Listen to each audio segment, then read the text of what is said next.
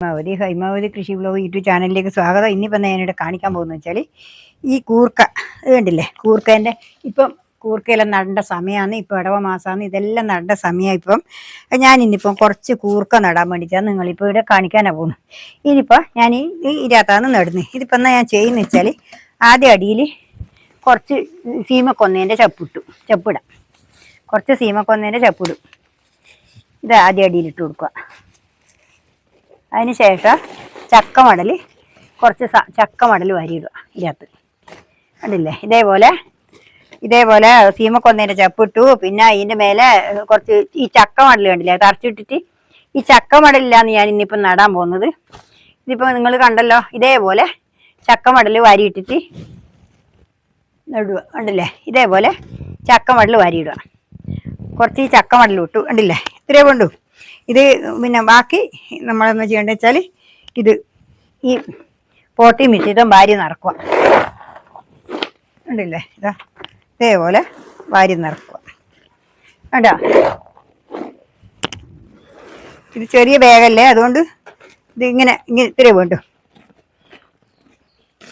ഇതിൻ്റെ അകത്ത് ഒന്നിൽ നിറച്ചു. ഇനിയിപ്പം മറ്റേലും നിറക്കണം.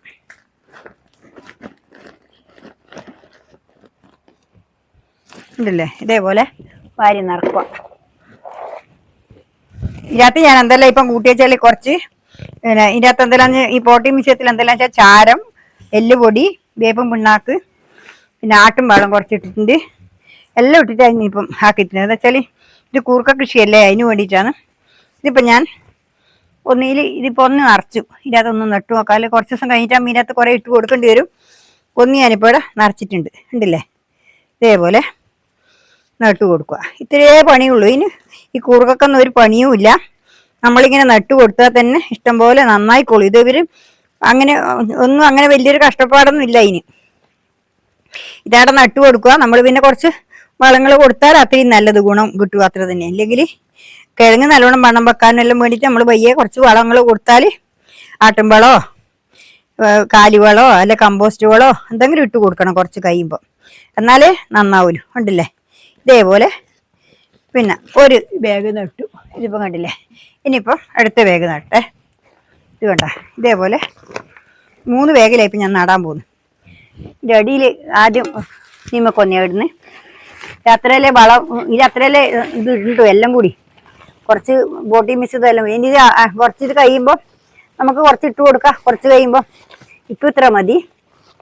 ഇപ്പം കണ്ടില്ലേ, ഇതേപോലെ ചക്കമടലുണ്ട്. ഈ ചക്കമടലിങ്ങനെ നമുക്ക് കളയാതെ ഉണ്ട്. നമ്മളെ ഇങ്ങനെയുള്ള വേസ്റ്റുകളൊന്നും കളയാണ്ട് നമുക്ക് ഇവിടെ തന്നെ ഇട്ട് കഴിഞ്ഞാൽ കൊതുകിൻ്റെ ശല്യം വരെ കുറയും.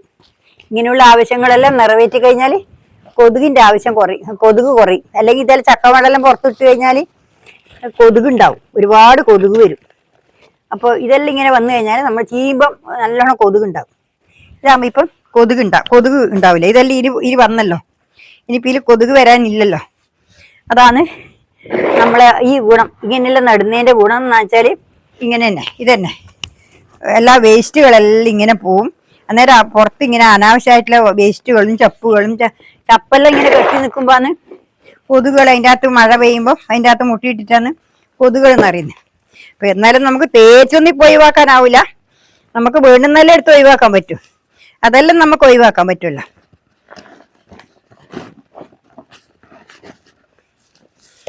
ഇപ്പം ഇങ്ങനെ ആണ് നടുന്നത്. കണ്ടില്ല, ഇതേപോലെ ഇതും നടാം. നമുക്ക് നടാലോ. രണ്ടാമത്തേതും ആയി. ഇത് വേഗം പൊട്ടിച്ച് വെച്ച് കഴിഞ്ഞാൽ നമുക്ക് വേഗം ഇത് പെട്ടെന്ന് നന്നാവും.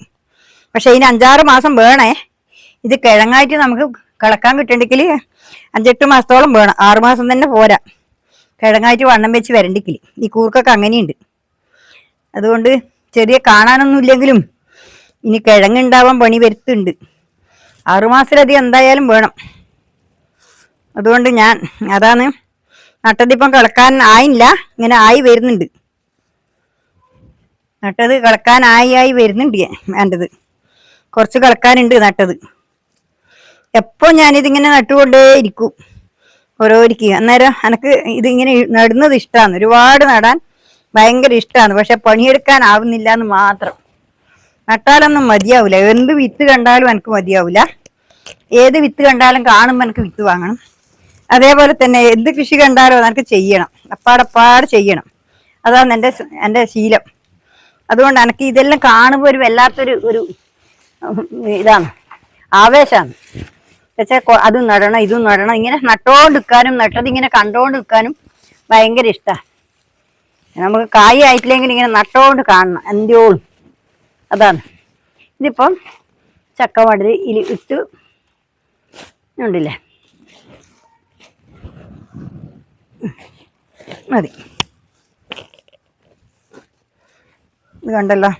ഇനിയിപ്പോൾ ഇതിൻ്റെ അകത്ത് നമുക്ക് ഇത് ഇട്ട് കൊടുക്കാം.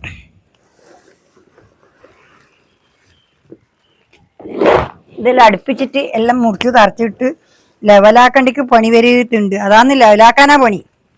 ഇത് നമുക്ക് നറക്കാനോ അല്ല, ഇതെല്ലാം തറച്ചിട്ട് ലെവലാക്കി കൊണ്ടന്റിക്കൽ പണി വരുത്തുണ്ട്. എന്നിട്ട് നടാനാക്കണ്ടിക്ക് പണിയുണ്ട്. അതാണ് ഇതിൻ്റെ വിഷമം, മറ്റു വേറൊന്നുമില്ല. ഇത് നടാനാക്കാനാണ് വിഷമം.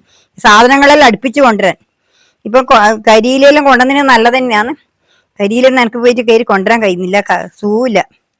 അല്ലെങ്കിൽ കരിയില മേലോട്ട് കയറിയാൽ ചാക്കിൻ്റെ അകത്ത് അടിച്ചു കയറി കൊണ്ടുവരാനുണ്ട്. ഇന്ന് ഭയക്കാനും കഴിയില്ല, അതുകൊണ്ടാണ് ഞാൻ ഇന്നിപ്പോൾ ഇങ്ങനെ ഒപ്പിക്കുന്നത്. ഉണ്ടല്ലേ,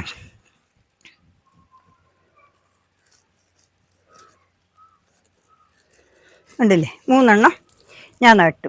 കണ്ടല്ലോ, ഉണ്ടല്ലേ. ഇതേപോലെ 3 നട്ട് വെച്ചു. ഇനിയിപ്പം ഇത്രയേ ഉള്ളൂ. നാളെ വേറെ വീഡിയോ ആയിട്ട് ഞാൻ നിങ്ങളോട്ട് വീണ്ടും വരുന്നവരെ നന്ദി, നമസ്കാരം. എല്ലാവരും എൻ്റെ വീഡിയോ കൊണ്ട് സപ്പോർട്ട് ചെയ്യുക. ഇത് കണ്ടില്ലേ, ഇതേപോലെ നിങ്ങൾ നട്ടു കൊടുക്കുക. നട്ടു കൊടുത്തു കഴിഞ്ഞാൽ നമുക്ക് ഇഷ്ടം പോലെ പറിക്കാൻ. ഞാൻ കഴിഞ്ഞാലും നട്ട് നല്ലപോലെ എനിക്ക് വണ്ണത്തിൽ തന്നെ കിട്ടീനി. പിന്നെ ഇനി കുറച്ച് കഴിയുമ്പോൾ ലേശം വളമെല്ലാം ഇട്ട് കൊടുക്കണം. വെറുതെ ഇപ്പം ഇങ്ങനെ നട്ടാൽ മാത്രം പോരാ, കുറച്ച് വളവും കൂടി ഇട്ട് കൊടുക്കണം. അതാണ് എനിക്ക് പറയാനുള്ള. എല്ലാവരും എൻ്റെ വീഡിയോ കൊണ്ട് സപ്പോർട്ട് ചെയ്യണമെന്ന് എനിക്ക് പറയാനുള്ള. എല്ലാവർക്കും എൻ്റെ ഹൃദയം നിറഞ്ഞ ആശംസകൾ. നന്ദി, നമസ്കാരം, ഗുഡ് ബൈ. ഓക്കെ.